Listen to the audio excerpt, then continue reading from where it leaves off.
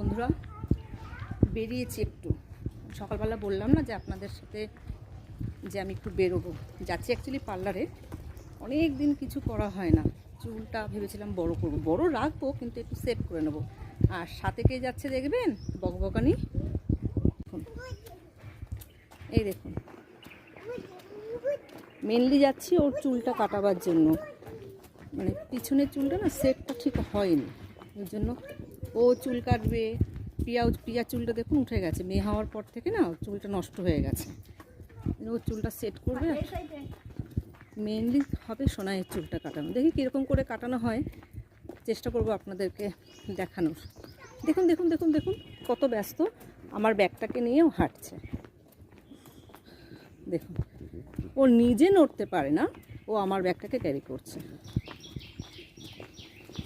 চুল কিন্তু বিশেষ করে সামনেটা আমি সেট করি, আমার চুলের আমার কারোর পছন্দ হয় না। সামনের লেয়ার আমি বড় করি, আমি কাজটা আমি জানি, কারণ আমি সত্যি কথা বলতে বহু বছর আমি এই প্রফেশনের সঙ্গে যুক্ত ছিলাম। আমার প্রচুর স্টুডেন্টও ছিল, তো চাকরিটা পেয়ে যাওয়ার পরে আমি আর করিনি।